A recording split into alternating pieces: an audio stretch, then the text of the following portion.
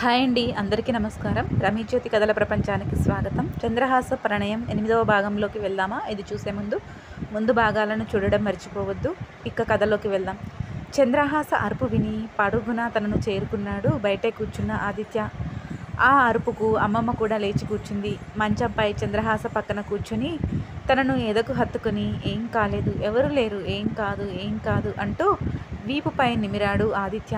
ఆదిత్య కౌగిలి ధైర్యాన్ని నింపుతుంటే మత్తు ఇంకా దిగకపోవడంతో మళ్ళీ నిద్రలోకి జారుకుంది చంద్రహాస. చంద్రహాసను పడుకోబెట్టి ఇంటికి వెళ్ళాడు ఆదిత్య. ఊర్లో వాళ్ళు మాట్లాడిన మాటలు తల్లిని చేరడంతో ఆవిడ అడిగారు ఆదిత్యని ఏం జరిగింది అని. విషయం మొత్తం వివరించాడు ఆదిత్య. ఈ సమయంలో తనకు నా తోడు అవసరం అమ్మా, నువ్వు కంగారు పడుతుంటావని నీకు చెప్పి వెళ్దామని వచ్చాను అని చెప్పాడు ఆదిత్య. చంద్రహాస అంటే మంచి అభిప్రాయం ఉంది ఆవిడకు. ఆదిత్య చంద్రహాసల స్నేహంపై కూడా గౌరవం ఉండడంతో చంద్రహాస జాగ్రత్త అని చెప్పి పంపించింది కొడుకుని మళ్ళీ చంద్రహాస దగ్గరికి. మళ్ళీ తిరిగి వచ్చి చంద్రహాస ఇంటి బయట అరుగుపై నిద్రపోయాడు ఆదిత్య. తెల్లతల వారుతుండగా ఏడుపు వినిపించడంతో మేల్కొన్నాడు ఆదిత్య. జరిగింది గుర్తు తెచ్చుకుని మెలకువ రాగానే ఏడుస్తూ ఉంది చంద్రహాస. తన ఒంటిపై బట్టలు కూడా మారి ఉండడంతో ఏదో జరిగింది అని అనుకుని ఇంకా ఎక్కువగా ఏడుస్తూ ఉంది చంద్రహాస. ఏం జరగలేదు అని అమ్మమ్మ చెప్పినా నన్ను ఏమార్చడానికి చెప్తున్నావు కదా అమ్మమ్మ అంటూ ఇంకా ఏడుస్తూ ఉంది. లోనికి వచ్చి చంద్రహాస ఎదురుగా నిలుచున్నాడు ఆదిత్య. ఆదిత్యని చూసి ఆశ్చర్యపోయింది చంద్రహాస. లేచి వచ్చి ఆదిత్య చొక్కా గల్లా పట్టుకొని, నువ్వు నిన్న సాయంత్రం ఫోన్ స్విచ్ ఆఫ్ ఎందుకు చేశావు? రోజు ఆ సమయానికి ఫోన్ చేసేవాడివి కదా, నిన్న ఎందుకు చేయలేదు? అంతా నీ వల్లే ఇలా జరిగింది అని గట్టిగా లాగుతూ ఆదిత్య హృదయంపై అలాగే వాలి ఏడుస్తూ ఉంది చంద్రహాస. తల నిమురుతూ, ఏమీ కాలేదు చంద్ర నీకు అన్నాడు. నీకు తెలియదు, వాడు ఆ నరసింహం నా జాకెట్ పట్టుకుని అని ఇంకా చెప్పలేక వెక్కి వెక్కి ఏడ్చింది. ఎంతటి ధైర్యంగా ఉండే ఆడపిల్ల అయినా తన మానానికి భంగం కలిగింది అంటే భరించడం కష్టం. ఇప్పుడు చంద్రహాస పరిస్థితి కూడా అదే. మళ్ళీ చంద్రహాసే అసలు నేను ఇక్కడికి ఎలా వచ్చాను అని ఆదిత్య కళ్ళల్లోకి చూసి అడిగింది. జరిగిన విషయం మొత్తం చెప్పాడు ఆదిత్య. అది విని కొంచెం కుదుటపడింది చంద్రహాస. కానీ మత్తు వల్ల బాగా భయపడిపోవడం వల్ల చాలా నీరసంగా ఉంది. అమ్మమ్మ అల్పాహారం చేసి పెట్టింది. నాకు తినాలని లేదు అమ్మమ్మ అంది చంద్రహాస చాలా దిగులుగా. ఎందుకు లేదు? నిన్న ఎప్పుడో మధ్యాహ్నం తిన్నావు, రాత్రి కూడా తినలేదు. ఆకలి లేకుండా ఎలా ఉంటుంది? అయినా ఇప్పుడు ఏం జరిగింది? అంతా నీ అదృష్టం, బయటపడ్డావు. ఆ నరసింహ గురించి ఎన్నిసార్లు అడిగినా చెప్పకుండా ఇంత దాకా తెచ్చుకున్నావు. ముందే తెలిసి ఉంటే అసలు ఈ పరిస్థితి రానిచ్చేవాడిని కాదు అంటూ కొంచెం కోపంగా అన్నాడు ఆదిత్య. ఇంత దారుణానికి ఒడగడతాడు అని నేను ఊహించలేదు. ఊరికే ఏడిపిస్తున్నాను అనుకున్నా కానీ వాడి మదిలో ఇంత దారుణమైన ఆలోచనలు ఉన్నాయని ఊహించలేదు అని జరిగిన విషయం చెప్పింది చంద్రహాస.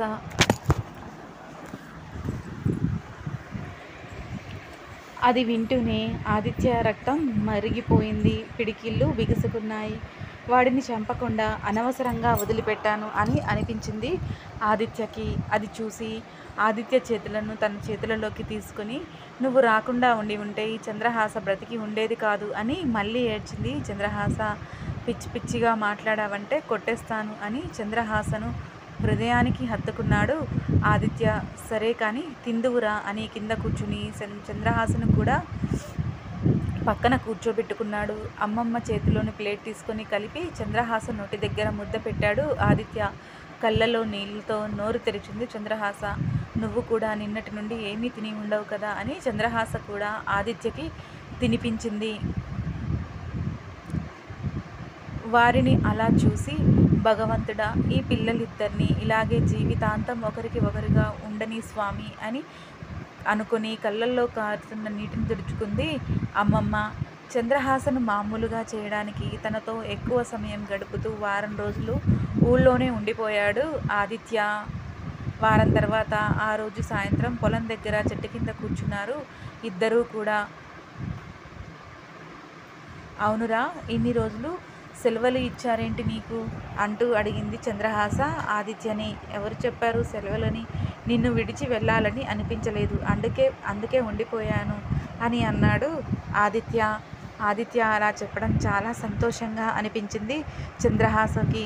నా కోసం నువ్వు చదువు పాడు చేసుకోవడం ఇష్టం లేదని తెలుసు కదా, ఎందుకు ఉన్నావు? అయినా సెలవులు లేకుండా ఎందుకు వచ్చావు నువ్వు అంటూ అడిగింది చంద్రహాస.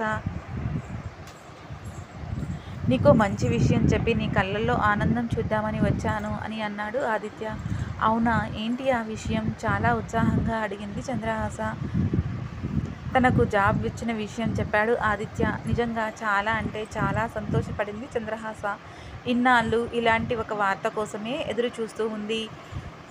నీ నోట్లో చక్కెర పోయాలిరా ఇంత మంచి విషయం చెప్పినందుకు. అయినా ఇన్ని రోజులు ఎందుకు చెప్పలేదు అని. అవును, చంద్రిక ఇన్ని రోజులు నువ్వు ఇక్కడ ఉంటే రమ్మని పిలవలేదా అడిగింది చంద్రహాస. అప్పుడు గుర్తొచ్చింది ఆదిత్యకి వచ్చిన రోజు నుండి ఇంతవరకు ఆ ఫోన్నే పట్టించుకోలేదు అని. చంద్రహాస ధ్యాసలోనే వారం గడిచిపోయింది. అసలు ఇంకే ధ్యాస లేదు. వచ్చేటప్పుడు చేరుకోగానే ఫోన్ చేయమని చంద్రిక చెప్పని మాటలు గుర్తుకు వచ్చాయి. అదే విషయం చంద్రహాసకు చెప్పాడు ఆదిత్య.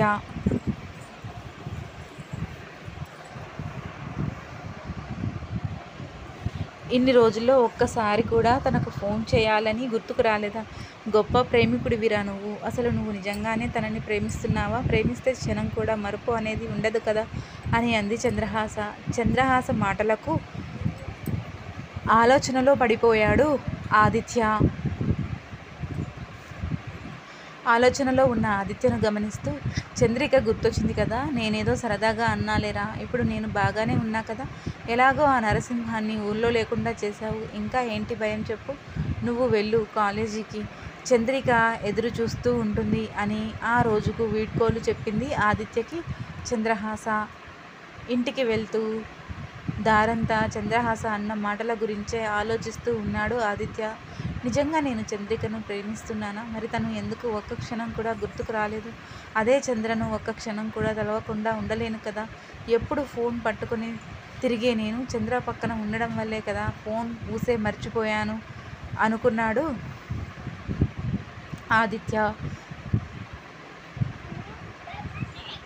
ఇంటికి వెళ్ళి సెల్ ఎక్కడుందో వెతికి స్విచ్ ఆన్ చేశాడు. చంద్రిక నుండి వందల కొద్దీ మిస్డ్ కాల్స్ ఉన్నాయి. చాలా కంగారు పడి ఉంటుంది. ఇప్పుడు ఫోన్ చేసి చెప్పినా అర్థం చేసుకోదు. ఎలాగో వెళ్తున్నాగా కలిసి డైరెక్ట్గా చెప్తాను అనుకొని మళ్ళీ ఫోన్ స్విచ్ ఆఫ్ చేశాడు ఆదిత్య. ఉదయాన్నే బయలుదేరే ముందు మళ్ళీ ఒకసారి వచ్చి చంద్రహాసన్ను కలిసి జాగ్రత్తగా ఉండమని పరిపరి విధాలుగా చెప్పి వెళ్ళాడు. కాలేజీలో అడుగు పెడుతుండగానే ఎదురొచ్చింది చంద్రిక. ఆదిత్యను చూడగానే అది కాలేజీ అన్న విషయం మర్చిపోయి ఏడుస్తూ వచ్చి ఆదిత్యను కౌగిలించుకుంది. అందరూ వారినే చూస్తుండడంతో ఆదిత్యకు ఇబ్బందిగా అనిపించి చంద్రిక భుజాలను పట్టుకుని దూరంగా జరుపుతూ, చంద్రిక ఇది కాలేజ్, చూడు అందరూ మనల్ని ఎలా చూస్తున్నారో అని తన చేయి పట్టుకొని బయటకు తీసుకువెళ్ళాడు. పార్క్లో బెంచ్పై కూర్చుని ఉన్నారు ఇద్దరూ కూడా. ఆదిత్యకు దగ్గరగా జరిగి భుజంపై తల పెట్టుకుని చేతిని అల్లుకుంది చంద్రిక. ఏమైంది చంద్రిక, కొత్తగా ప్రవర్తిస్తున్నావేంటి అంటూ అడిగాడు ఆదిత్య. అసలు ఏమైపోయావు? నేను ఉన్నానని గుర్తున్నానా నీకు? ఒక్క ఫోన్ చేయాలని తెలియదు. నీకోసం ఎంత కంగారు పడ్డానో తెలుసా? ఏమైందో అని ఎంత భయపడ్డాను. నిన్ను కాంటాక్ట్ అవ్వడానికి ఎవరూ తెలియదు నాకు. చంద్రహాస గురించి ఎప్పుడూ చెప్తూ ఉంటావు. తన నెంబర్ అయినా నిన్ను అడిగి తీసుకున్నందుకు నన్ను నేను ఎంతగా తిట్టుకున్నానో చెప్తూ తల ఎత్తి ఆదిత్య కళ్ళల్లోకి చూసింది చంద్రిక. కొనసాగుతుంది. మీకు ఈ కథ నచ్చినట్లయితే లైక్ చేయండి, షేర్ చేయండి. మరిన్ని నా కథలను మిస్ కాకుండా ఉండడం కోసం, నేను కథ పెట్టిన వెంటనే మీకు నోటిఫికేషన్ రావడం కోసం వెంటనే నా ఛానల్ని సబ్స్క్రైబ్ చేసుకోండి. ఈ కథపై మీ అభిప్రాయాలను తెలియజేయడం మర్చిపోవద్దు. మరో భాగంతో మీ ముందుంటాను. మీ రమేష్ జ్యోతి. బాయ్ అండి.